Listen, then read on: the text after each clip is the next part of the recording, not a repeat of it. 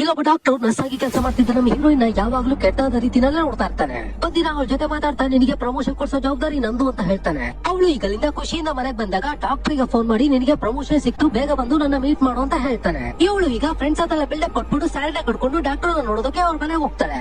ಅಲ್ಲಿಗೆ ಅವನು ನೀ ನನಗೆ 10 ಲಕ್ಷ ರೂಪಾಯಿ ಕೊಟ್ರೆ ನಿನ್ ಪ್ರಮೋಷನ್ ಕನ್ಫರ್ಮ್ ಆಗುತ್ತೆ ಅಂತ ಹೇಳಿ ಅವಳು ಈಗ ತಪ್ಪಾಗಿ ಟಚ್ ಮಾಡ್ಬಿಡ್ತಾನೆ. ಆಮೇಲೆ ಅವನಿಗೆ ಮನಸ್ಟೈನ್ ಮಾಡ್ಕೊಂಡ್ಬಿಟ್ಟು ನನಗೆ ದುಡ್ಡೇನು ಬೇಕಾಗಿಲ್ಲ, ನನ್ ಜೊತೆ ಸ್ವಲ್ಪ ಅಡ್ಜಸ್ಟ್ ಮಾಡ್ಕೊಂಡ್ಬಿಡು ಅಂತ ಹೇಳ್ತಾನೆ. ಅದನ್ನ ಕೇಳಿಸ್ಕೊಂಡ್ಬಿಟ್ಟು ನಮ್ ಹೀರೋಯಿನ್ ಈಗ ಸಿಟ್ ಬಂದು ಅವನನ್ನ ಹಿಂದೆ ತಳ್ಳಿಬಿಡ್ತಾಳೆ. ಅವ್ನ ತಲೆಗೀಗ ಚಾಕು ಚುಚ್ಕೊಂಡು ಡಾಕ್ಟರ್ ಅಲ್ಲೇ ಖಾಲಿ. ಇವಳಿಗೆ ಅದು ನೋಡಿ ಭಯವಾಗಿ ಅಲ್ಲಿಂದ ಮನೆಗೆ ಓಡ್ ಬಂದ್ಬಿಡ್ತಾಳೆ. ಇನ್ನೊಂದ್ ಕಡೆ ನಮ್ ಹೀರೋಯಿನ್ ಫ್ರೆಂಡ್ ಈಗ ಡೈರೆಕ್ಟರ್ ಹತ್ರ ಚಾನ್ಸ್ ಕೇಳೋದಕ್ಕೆ ಅಂತ ಹೇಳಿ ಬಂದಿರ್ತಾನೆ. ಅಲ್ಲಿಗ ಡೈರೆಕ್ಟರ್ ಕೂಡ ಒಂದ್ ಹುಡುಗಿ ಕೈನ ಹಿಡ್ಕೊಂಡು ಬಲವಂತ ಮಾಡ್ತಾ ಇರ್ತಾನೆ. ಅವಳಿಗ ಸಿಟ್ ಬಂದು ಒಂದ್ ಬಾರಿಸ್ಬಿಡ್ತಾಳೆ. ಅವನು ಕೂಡ ಅಲ್ಲಿ ಖಾಲಿ. ಇವನ್ ಅದನ್ನೆಲ್ಲ ಬಾಗಿಲ್ ಸಂದಿಯಿಂದ ಕದ್ದು ನೋಡ್ತಾ ಇರ್ತಾನೆ.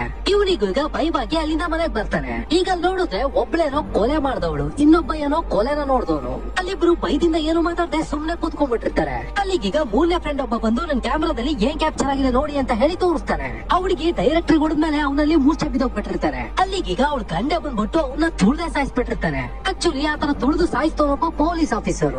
ನಮ್ ಹೀರೋಯಿನ್ ಕೊಲೆ ಮಾಡಿದ ಕೇಸಿಗ ಈ ಪೊಲೀಸ್ ಆಫೀಸರ್ ಹತ್ರನೇ ಬಂದಿರುತ್ತೆ. ಅವನೀಗ ಡೈರೆಕ್ಟ್ ಆಗಿ ಹೀರೋಯಿನ್ ಹತ್ರ ಬಂದು ನೀನ್ ತಾನೇ ಡಾಕ್ಟರ್ ಕೊಲೆ ಮಾಡಿದ್ದು ಅಂತ ಕೇಳ್ತಾನೆ. ಅದಕ್ಕೆ ನಮ್ ಹೀರೋಯಿನ್ ಈಗ ನಾನವತ್ತು ಮನೆಯಿಂದ ಆಚೆನೆ ಹೋಗಿಲ್ಲ ಅಂತ ಹೇಳಿ ಆ ಕ್ಷಣದಲ್ಲಿ ಹೇಗೋ ತಪ್ಪಿಸ್ಕೊಂಡು ಅವನು ಅಲ್ಲಿಂದ ಕಳಿಸ್ಬಿಡ್ತಾಳೆ. ಇಲ್ಲಿಗ 3 ಜನರು ನಮ್ ಲೈಫ್ ಹೋಯ್ತಲ್ಲ ಅಂತ ಹೇಳಿ ಭಯದಿಂದ ಇರ್ಬೇಕಾದ್ರೆ ಆದ್ರೆ ನಮ್ ಹೀರೋಯಿನ್ ಮಾತ್ರ ಫುಟೇಜ್ ನ ಇಟ್ಕೊಂಡು ಪೊಲೀಸ್ ಹತ್ರ ದುಡ್ಡು ಕೇಳ್ಬೇಕಂತ ಹೇಳಿ ಪ್ಲಾನ್ ಮಾಡ್ಕೋತಾಳೆ. ನಮ್ ಹೀರೋಯಿನ್ ಈಗ ಪೊಲೀಸ್ ಆಫೀಸರ್ ಗೆ ಕಾಲ್ ಮಾಡಿ ನೀನವತ್ತು ಆ ಡೈರೆಕ್ಟರ್ ನ ಸಾಯಿಸಿದ ಫುಟೇಜ್ ನನ್ನ ಹತ್ರ ಇದೆ, ಮುಚ್ಕೊಂಡು 5 ಲಕ್ಷ ಕೊಟ್ಟು ನೀನ್ ಫುಟೇಜ್ ತಗೊಂಡು ಹೋಗು ಅಂತ ಹೇಳಿ ಪೊಲೀಸ್ ಆಫೀಸರ್ ಗೆ ಎದುರಿಸ್ಬಿಡ್ತಾಳೆ.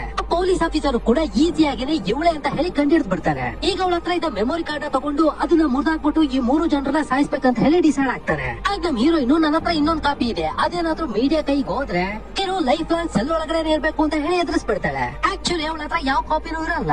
ಆ ಪೊಲೀಸ್ ಇಂದ ತಪ್ಪಿಸ್ಕೋಬೇಕು ಅಂತ ಹೇಳಿ ಆತರ ಸುಳ್ಳು ಹೇಳ್ಬಿಟ್ಟಿರ್ತಾಳೆ. ಈಗ 3 ಜನ ಪೊಲೀಸ್ ಆಫೀಸರ್ ಇಂದ ತಪ್ಪಿಸ್ಕೋಬೇಕು ಅಂತ ಹೇಳಿ ಒಬ್ಬ ಡಾನ್ ನ ಮೀಟ್ ಆಗಿ ಹೆಲ್ಪ್ ಕೇಳ್ತಾರೆ. ಆ ಪೊಲೀಸ್ ಆಫೀಸರ್ ಒಬ್ಬನ ಸಾಯಿಸಿರೋ ವಿಡಿಯೋ ನಮ್ಮ ಹತ್ರ ಇದೆ ಅಂತ ಹೇಳಿ ಇವನ ಹತ್ರ ಕೂಡ ಸುಳ್ಳು ಹೇಳ್ಬಿಟ್ಟಿರ್ತಾರೆ. ಅವನು ಈಗ ಪೊಲೀಸ್ ಆಫೀಸರ್ ಕಾಲ್ ಮಾಡಿ ನೀನು ಮರ್ಡರ್ ಮಾಡ್ತಿರೋ ವಿಡಿಯೋ ನನ್ನ ಹತ್ರ ಇದೆ, ಸೊ ನೀನೀಗ ನನಗೆ 1 ಕೋಟಿ ರೂಪಾಯಿ ತಂದು ಕೊಡ್ಬೇಕು ಅಂತ ಹೇಳಿ ಅವನನ್ನ ಎದುರಿಸ್ಬಿಡ್ತಾನೆ. ನಮ್ ಹೀರೋಯಿನ್ ಈಗ ಫುಟೇಜ್ ರೆಡಿ ಮಾಡ್ಬೇಕು ಅಂತ ಹೇಳಿ ಆ ಪೊಲೀಸ್ ಹೆಂಡತಿ ಹತ್ರನೇ ಹೋಗ್ತಾಳೆ.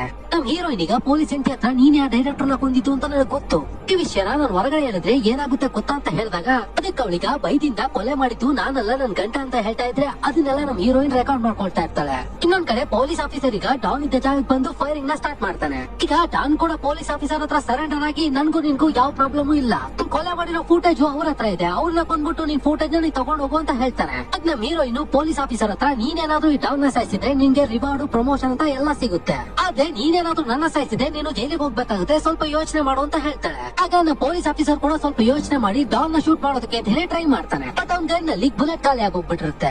ಆಗ್ಲೇ ನಮ್ ಹೀರೋಯಿನ್ ಒಂದು ಸರ್ಜಿಕಲ್ ನೈಫ್ ಇಂದ ಆ ಡಾನ್ ಕುತ್ತಿಗೆಗೆ ಚುಚ್ತಾಳೆ. ಅವ್ನ ಅಲ್ಲೇ ಖಾಲಿ. ನಮ್ ಹೀರೋಯಿನ್ ಯಾಕೆ ಡಾನ್ ನ ಸಾಯಿಸ್ತಾಳೆ ಅಂತ ಹೇಳಿದ್ರೆ ಆ ಡಾನ್ ಈ ಡೀಲ್ ಎಲ್ಲ ಮುಗಿದ್ಮೇಲೆ ಈ 3 ಜನರನ್ನ ಸಾಯಿಸಿ ಅವ್ರ ಆರ್ಗೋನೆಲ್ಲ ತಗೋಬೇಕು ಅಂತ ಇರ್ತಾನೆ. ಅದಕ್ಕೋಸ್ಕರ ನಮ್ ಹೀರೋಯಿನ್ ಈಗ ಅವನನ್ನೇ ಮೇಲೆ ಕಳಿಸ್ಬಿಡ್ತಾಳೆ. ಫೈನಲಿ ನಮ್ ಪೊಲೀಸ್ ಆಫೀಸರ್ ಈಗ ಅವ್ಳು ಕೇಳಿ ದುಡ್ಡ ಕೊಟ್ಟು ಆ ಫೂಟನ್ನ ಇಸ್ಕೊಂಡು ಹೋಗ್ತಾನೆ.